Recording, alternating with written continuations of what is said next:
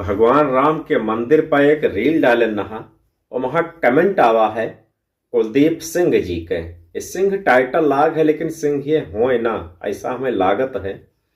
ये लिखत है, तेरी शादी नहीं हुई है क्या, तभी तो तुझे स्कूल और हॉस्पिटल नहीं चाहिए। तो भैया कुलदीप सिंह तुम्हें का लागत है, इतनी बड़ी शरीर देखत हो भी हमार शादी नहीं भय है। दोसर बात, अगर भाई ना हुई तो का तोरे पास है कोनो व्यवस्था कि कराए सकत हो। तीसर बात यह है कि सबके आवश्यकता है, मंदिर के भी जरूरत है, स्कूल के भी जरूरत है और हॉस्पिटल के भी जरूरत है।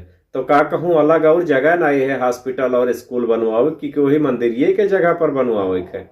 आओ चले आओ हमरे यहाँ हॉस्पिटल बनवाए देवाए, जो कुछ इनकम हुई सालाना वार्षिक या मासिक इनकम हमें दियो। जैसे मंदिर का इनकम पूरा सरकार के पास जात है, वैसे अस्पताल का इनकम हमें